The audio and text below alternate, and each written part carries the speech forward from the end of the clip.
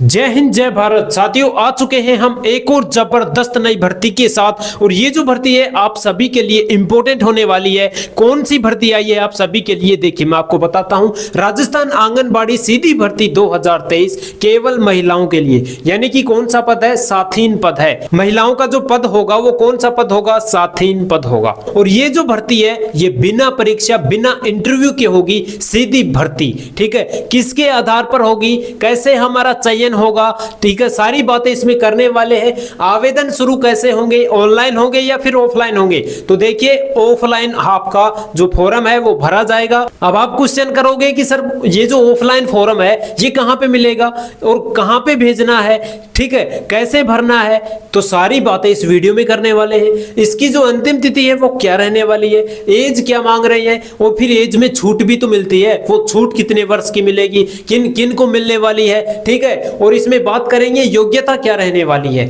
ठीक है, सारी बातें करने वाले हैं। हमारे साथ राजेश सर हैं जो कि आपको पूरी जानकारी के साथ एकदम परफेक्ट तरीके से समझाएंगे। और ये जो नौकरी है ये हमें कहां पे मिलने वाली है, ठीक है, किस जिले में ये जो नौकरी है ये निकल रही है, तो सारी बातें आपके साथ शेयर करेंगे मेरे दोस्तों। हम जब आ चुके हैं आपके सामने तो आपके सामने सारी बातें शेयर करेंगे। आप हमारी पिछली वीडियो भी उठाओगे तो आपको भी उन वीडियो में बिल्कुल आसान भाषा में एकदम परफेक्ट तरीके से देसी भाषा में बिल्कुल अच्छे से समझाते हैं। तो बस आप हमारे साथ जुड़े रहना। और इस वीडियो को अभी तक शेयर नहीं किया तो फटाफट से शेयर कर देना अपने दोस्तों के साथ और वीडियो को कर देना लाइक, ठीक है। और अब हम आपको समझाने जा रहे हैं बिल्कुल आसान भाषा में, एकदम परफेक्ट भाषा में।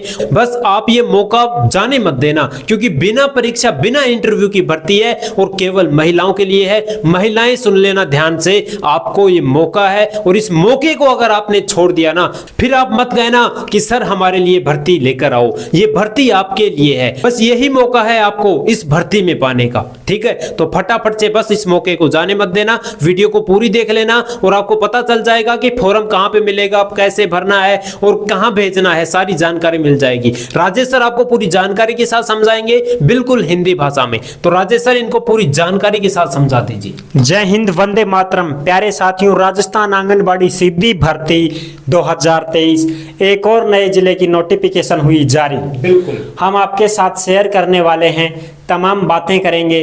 फॉर्म कहां से लेना है, कहां पर जमा करना है, सारी प्रोसेस समझाने वाले हैं। साथीन पद के लिए है, केवल महिलाओं के लिए है, पुरुष के लिए ये भर्ती नहीं है। पहले ही बता रहे हैं, केवल और केवल महिलाओं के लिए। जो भी पुरुष भाई इस वीडियो को देख रहे हैं, आपके घर में माताएं बहनें हैं, आपकी पत्नी होगी, बहन होगी, माता होगी, उनको ये बता देना। और क्या बता देना, आप खुद ही उनका फॉर्म भरवा देना। बिल्कुल, अगर वो 10वीं 12वीं पढ़ी लिखी हैं तो। चलिए तमाम बातें करते हैं, लास्ट डेट भी बताते हैं, सारी जानकारी एकदम सरल भाषा में समझाने की कोशिश करूंगा।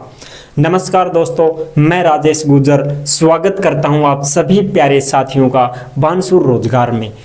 देखिए दोस्तों, ऑफलाइन आपको फॉर्म भरना है। कैसे? ऑफलाइन फॉर्म है, ऑनलाइन नहीं है।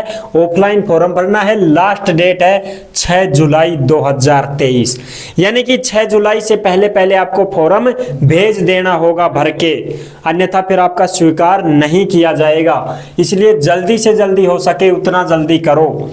उम्र की बात करें तो 18 से 35 वर्ष है। 18 से 35 वर्ष इसमें आयु है। 17 साल का कोई भी महिला हो 17 साल की फॉर्म नहीं भर सकती है।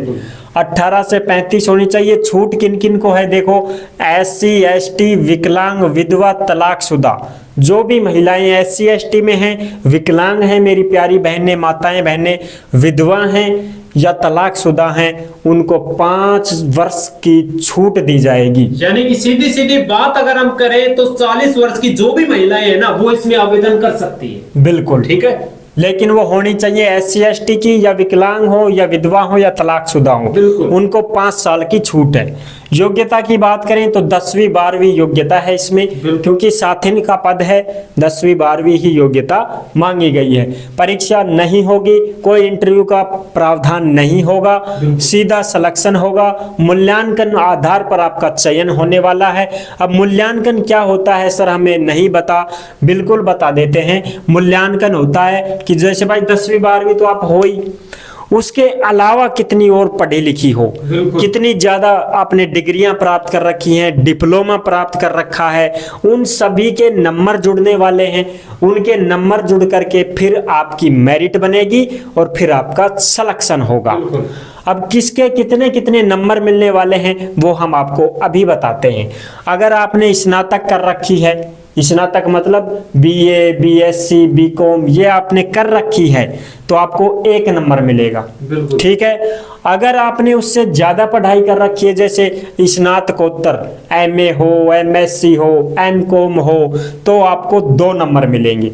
अब कोई ये कहेगा कि सर मेरा स्नातक भी है, स्नातकोत्तर भी है, बीए भी हूँ, एमए भी हूँ, तो क्या मुझे 2 और 1 3 मिलेंगे? नहीं। अगर आप स्नातकोत्तर हो तो आपको 2 नंबर मिलेंगे। अगर आप बीए ही हो, बीएससी, बीकॉम ही हो, स्नातक ही हो, तो फिर आपको 1 ही नंबर मिलेगा। अधिकतम आपको 2 ही मिलेंगे यदि आपने स्नातकोत्तर की मार्कशीट लगाई है तो। अगला डिप्लोमा है, देखो अगर आपने बीएसटीसी कर रखी है तो आपको 2 नंबर मिलेंगे। अगर आपने बीएड कर रखी है तो भी आपको 2 नंबर मिलेंगे, ठीक है। अगला है, अगर आपने एएनएम का डिप्लोमा कर रखा है, जो नर्सिंग वाला होता है, महिलाएं करती हैं एएनएम, अगर आपके पास एएनएम का है तो आपको 3 नंबर मिलने वाले हैं। किसके? एएनएम के। और अगर किसी ने जीएनएम कर रखा है, कोई ऐसी महिला है जिसने जीएनएम डिग्री कर रखी है, जीएनएम का डिप्लोमा कर रखा है, नर्सिंग का ही होता है ये भी, तो फिर आपको इसमें 4 नंबर मिलेंगे, पूरम पट्ट 4 नंबर। अब कोई ऐसे कहेगा कि मैंने तो एएनएम भी कर रखा है, जीएनएम भी कर रखा है, तो क्या मेरा 4 और 3 7 जुड़ेगा? नहीं। अगर आपके पास एएनएम है तो 3, जीएनएम है तो 4, इनमें से एक ही लगाओ फिर आप, ठीक है। अगर किसी के पास आरएससीआईटी कंप्यूटर कोर्स का डिप्लोमा है तो 1 नंबर मिलेगा। बिल्कुल भाई, 1 नंबर कहीं पे नहीं जाना, 1 नंबर पक्का है अगर आपने आरएससीआईटी कर रखी है तो। और किसी ने पीजीडीसीए डिप्लोमा कर रखा है तो उसका भी नंबर है। तो इन बातों से आपको अच्छे से समझ में आया होगा कि हमें ये डिग्रियां हैं तो इतने नंबर मिलने वाले हैं। अब डॉक्यूमेंट्स की बात करें तो आपका मूल जाति होना चाहिए, आधार कार्ड होना चाहिए, जन आधार कार्ड होना चाहिए, पहचान पत्र, दिव्यांग प्रमाण पत्र। यदि कोई भी मेरी प्यारी बहनें, माताएं अगर दिव्यांग हैं, विकलांग हैं, तो उनके पास 40% का प्रमाण पत्र बना हुआ होगा हॉस्पिटल से, उसको आपको छूट मिलने वाली है। अब आप ऐसे मत करना, हमारी तो परसेंट डॉक्टर ने 39 निकाली है, 38 निकाली है, तो ये नहीं चलने वाला, पूरा एकदम 40 होगा तभी आप इसके योग्य रहो। बिल्कुल, तभी आपको कुछ फायदा मिलने वाला है। और फायदा सीधा आपको उम्र में मिल रहा है 5 साल का। बिल्कुल, अगर आप दिव्यांग हो तो। अगर किसी भी माता बहन ने काम किया है संविदा पे अस्थायी रूप से, जैसे भाई मान लो करते हैं ना ये आंगनबाड़ी में काम करते हैं, ठीक है, उस हिसाब से अगर आपने काम किया है तो वहां से आप, अगर आपने काम किया है ना, सीधी सी बात है, काम किया है तो आपको नंबर मिलेंगे। अगर आपने काम नहीं किया तो नंबर कहां से मिलेंगे भाई? सीधी सी बात है, नंबर तब मिलेंगे जब अनुभव प्रमाण पत्र होगा। अब देखिए सीधी सी बात ये आ रही है कि अगर आपने काम भी किया है और आप अनुभव प्रमाण पत्र भी नहीं लेकर आ रहे हो तो आपको नंबर कहां से मिलेंगे? ये बताइए। आपने काम किया है तो आप उसका अनुभव प्रमाण पत्र बनवाइए, सीधा सामने लेकर आइए, ठीक है, तभी आप और 4 नंबर पाइए। 4 नंबर बहुत ही अच्छे नंबर मिल रहे हैं आपको अनुभव प्रमाण पत्र के। भाई आपने काम किया है तो फ्री में क्यों जाने देते हो? उसको लेकर आओ ना, बनवाओ उसका अनुभव प्रमाण पत्र, तभी तो आपको 4 नंबर मिलने वाले हैं। और बना के देंगे, वो बना कर देंगे, सीधी सी बात, अगर आपने काम किया है। अगर आपने कहीं भी आशा सहयोगिनी के रूप में, वो होते हैं पालन शिशु गृह, उसके रूप में किया है, कहीं भी आपने सरकारी डिपार्टमेंट इसी से संबंधित हो, वो समझ रहे हो, शिक्षा से संबंधित हो, वहां काम किया है तो अपना अनुभव प्रमाण पत्र लेके आओ और 4 नंबर सीधे पाओ। बिल्कुल सीधे पाओ, ये तो कहीं पे जाना। हाँ, अब देखो दिशा निर्देशों के बारे में बात करें। देखो महिला विवाहित होना जरूरी है। बिल्कुल, देखो भाई ये आंगनबाड़ी की नौकरी है, इसमें कुछ कुछ जिले ऐसे हैं जो अपना नोटिफिकेशन अलग से डालते हैं, उसमें अविवाहित को भी प्राथमिकता देते हैं। कुछ हैं जो विवाहित मांगते हैं, जरूरी है। तो आपके पास महिला विवाहित होना जरूरी है तो आपके पास ये सर्टिफिकेट भी होना चाहिए, विवाह पंजीयन का होना चाहिए, विवाह पंजीयन का सर्टिफिकेट होना चाहिए, ठीक है। स्थानीय मूल निवासी होना जरूरी है। आप जिस गांव में रहती हो उसी गांव की आंगनबाड़ी में आपको जॉब मिलने वाली है। बिल्कुल। ऐसा नहीं है कि आप रहती हो दूसरी तहसील में, फॉर्म लगा रही हो तीसरी तहसील में, ऐसा नहीं चलने वाला है। आप जिस गांव की निवासी हो, जिस तहसील की निवासी हो। भाई देखो, सीधी सी बात ये आ रही है कि स्थानीय मूल निवासी मांग रहे हैं ना, तो स्थानीय यानी कि अपना ग्राम हो, तहसील हो, आपका वार्ड होना चाहिए। मतलब आप कहाँ पे रहती हो। अगर आप दूसरे जिले में या फिर दूसरी तहसील में आपने फॉर्म लगाया है तो आप वहां से कैसे आ सकती हो, कैसे जा सकती हो आप वहां से, आपका नुकसान है इसमें। इसलिए इन्होंने ये कहा है कि भाई खुद का ही निवासी होना चाहिए, ठीक है, तभी आप इसमें फॉर्म लगाइए। ये बात है। अगली, यदि कोई भी विधवा तलाकशुदा महिलाएं हैं तो वो कहती हैं, उनका कमेंट आता है कि सर मैं ससुराल से फॉर्म भरूं या अपने मायके से भरूं। तो देखो, जैसे आपको सुविधा लगे, इनमें दोनों को मान्यता मिली हुई है। जो भी विधवा महिला है, जो भी तलाकशुदा महिला है, वो या तो ससुराल से भर दे या मायके से भर दे, दोनों को ही स्थानीय मान लिया जाएगा। लेकिन आपको मैं एक बात बता दूं, ससुराल में ट्राई करो, आपके ससुराल में जो आंगनबाड़ी केंद्र हैं आपके आसपास, वहां ट्राई करो, पद खाली कहाँ है ज्यादा। भाई देखिए, आपको मतलब नुकसान नहीं होना चाहिए भाई, आपको मतलब फायदा होना चाहिए। अब देखिए, मान लीजिए ससुराल में आपके मात्र वहां पे बहुत कम पोस्ट है वहां पे, ठीक है, तो ससुराल में क्यों भरो, मायके से भरो। जहां पे आपको पोस्ट ज्यादा लगे वहीं पे भरो। आप ये मत सोचो कि भाई हमारे ससुराल है यार, वहां पे तो कम पद है यार, तो छोड़ो कम पद वाले को, मायके से भर दो, ज्यादा पद है तो। सीधी सी बात है। अरे हमें प्रॉफिट मिलना चाहिए, लाभ मिलना चाहिए, सीधी सी बात चाहिए, नौकरी चाहिए, ये बात है। अगला जो दिशा निर्देश है वो है घर में शौचालय का नियमित उपयोग, इसका घोषणा पत्र बनाना पड़ेगा। भाई यानी कि आपके घर में शौचालय होना चाहिए और वो भी चालू। ऐसा नहीं है कि भाई लोग लगाकर आप रख रखे हो, ठीक है, कोई चेक करने आ रहा है तो आप उसको खोल रहे हो, उसके सामने खोल रहे हो, ऐसा नहीं चलने वाला। हमेशा के लिए वो खुला होना चाहिए। ऐसा नहीं है कि लोग लगाकर बंद कर दिया, वो आपका मान्य नहीं होगा, तभी आपको मतलब ये प्रॉफिट मिलने वाली है, समझ रही हो। देखने भी आ सकते हैं वहां, भाई कभी भी आ सकते हैं ना। तो अगर आपने अब तक बंद भी रखा है तो उसके जाड़े जूड़े उतारो, उसको पानी वानी से धो, उसको सफाई करो और उसको खुला रखना है आपको, ताकि कोई देखने भी आए तो देख ले भाई, खुले दरबार हैं। बिल्कुल। जाति प्रमाण पत्र 3 वर्ष पुराना नहीं चलने वाला है, ये बात इस बात का ध्यान रखना। देखिए, इसके बारे में बहुत लोगों ने कमेंट्स किए थे कि सर ये जो जाति प्रमाण पत्र कितने साल का चल सकता है। मेरे पास 2 साल का है, क्या चल जाएगा क्या? भाई बिल्कुल चल जाएगा, ठीक है। मेरे पास सर 4 साल का है, चल जाएगा क्या? भाई बिल्कुल नहीं चलने वाला। आपको पहले बता रहे हैं ना हम, 3 साल का ज्यादा हुआ तो नहीं चलेगा, ठीक है। अगली बात, ये भर्ती कहाँ निकल रही है सर? अब सीधी बात ये रही है कि सर ये भर्ती है ना, ये बता दीजिए फटाफट से कहाँ पे निकल रही है। तो भाई देखिए, बात हम ये कर ले, भर्ती है ना, ये चित्तौड़गढ़ में निकल रही है। कहाँ पे निकल रही है साथियों? चित्तौड़गढ़ में निकल रही है। और चित्तौड़गढ़ की जितनी महिलाएं हैं वो अपने अपनी तहसील में फॉर्म भर दें।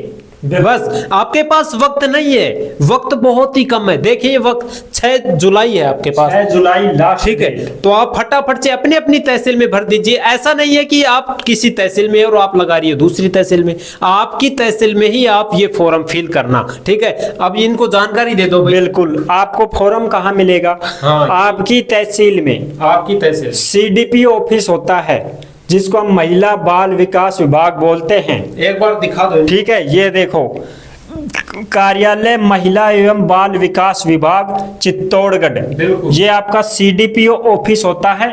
उस CDPO ऑफिस में आपको जाना है। हर तहसील में रहता है ये कार्यालय, जहाँ पे आंगनबाड़ी केंद्र हैं, सरकारी स्कूल है 5वीं तक के, वो सारे कहाँ जाते हैं? CDPO साहब के पास, वहीं से सारा मैनेजमेंट होता है ये।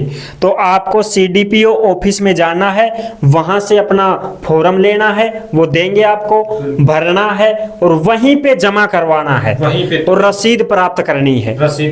और अगर आपके पहले ट्राई आपको करनी पड़ेगी कि आपकी जो आंगनबाड़ी है उसमें कितने पद खाली हैं। जिसमें पद खाली हो वहीं से फॉर्म भरना है। ऐसा नहीं है कि इसमें तो पहले पद भरे पड़े हैं और आप भी उसमें फॉर्म लगा रहे हो, तो आपको कहाँ लगाएंगे वो? नहीं, उसमें पद खाली होना चाहिए, तभी आप उसमें फॉर्म भरो कि मैं इस फलानी आंगनबाड़ी से फॉर्म भर रही हूँ, इसमें 1 पद खाली है साथिन का, तब आपको वहां पे। और देखिए ऐसा भी नहीं है कि तहसील में सर एक ही आंगनबाड़ी है, नहीं, बहुत आंगनबाड़ी है, बहुत ही ज्यादा गांव में आंगनबाड़ी है, बिल्कुल बहुत ज्यादा आंगनबाड़ी है। और ऐसे भी नहीं होगा कि सर उसमें तो एक ही पद खाली है तो उसमें तो फॉर्म बहुत ज्यादा भर दिए, तभी तो मूल्यांकन हो रहा है। बिल्कुल, किसको लगाएंगे और किसको नहीं लगाएंगे वो तो लड़ाई इसी चीज की हो रही है। हाँ, पद तो चाहिए एक ही हो। और देखिए मैं आपको बात बता देता हूं, अभी तक आपने फॉर्म नहीं देखा है तो फॉर्म आपको डिस्क्रिप्शन में लिंक मिल जाएगा, वहां पे जाके आप फॉर्म देख सकते हो, उसको पढ़ सकते हो कि भाई क्या क्या उसमें भरना है, क्या क्या नहीं भरना है, पूरी जानकारी उस फॉर्म को पूरी पीडीएफ ही दे दूंगा मैं आपको। डॉक्यूमेंट्स आपको ये सारे फोटोकॉपी लगानी है। बिल्कुल। अब ये मत कहना कि सर मेरे पास तो ये सारे डॉक्यूमेंट्स नहीं है, कोई बात नहीं है, नहीं है तो जो हैं उनकी फोटोकॉपी लगाओ। जरूरी नहीं है कि आपके पास अनुभव प्रमाण पत्र हो, काम ही नहीं किया तो कहां से लाओगे। इनको मैं एक बात साफ साफ बता देता हूं, देखिए सीधी सी बात ये आ रही है कि अगर आपके पास आप स्नातक नहीं हो तो कोई दिक्कत नहीं है, 10वीं 12वीं पास ही तो मांग रहे हैं, समझ रहे हो, 10वीं 12वीं पास ही तो मांग रहे हैं, आपके पास ना तो कोई डिप्लोमा मांग रहे हैं, अगर आपके पास नहीं है तो कोई जबरदस्ती थोड़ी है। हाँ। नहीं मांग रहे हैं ना तो कोई दिक्कत नहीं है। कोई भी अगर आपने इसमें डिप्लोमा नहीं लिया है तो कोई जरूरी नहीं है, बस 10वीं 12वीं पास की आपकी अगर परसेंटेज अच्छी है तो आप उसके अनुसार आप देख लेना, ये बात है। इसमें यदि आपके पास मान लीजिए दिव्यांगी नहीं है तो प्रमाण पत्र कहां से लाओगे, कहां से? मत लगाओ। अनुभव प्रमाण पत्र नहीं है तो मत लाओ, मत लगाओ।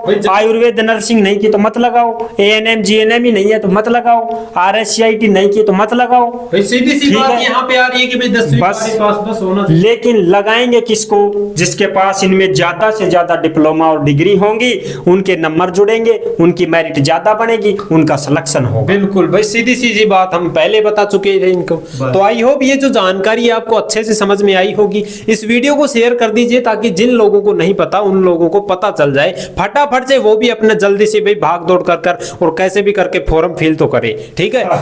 हाँ, फिर बाद में आप कहते रहोगे कि सर उनको भी नहीं बताया, उनको भी नहीं बताया, फटाफट से बता दीजिए। तो अगर आपको पसंद आई ये वीडियो तो लाइक कर देना, चैनल पर पहली बार आए तो चैनल को सब्सक्राइब कर लेना, क्योंकि भारत में जितनी भी भर्तियां निकलती हैं वो सभी आपके साथ शेयर की जाती है, और वो भी बिल्कुल एकदम सिंपल भाषा में, एकदम देसी भाषा में, ताकि आपको हर चीज समझ में आ सके। तो फिर मिलेंगे आपको एक और नई भर्ती के साथ, तब तक के लिए सभी प्यारे साथियों को जय हिंद, जय भारत।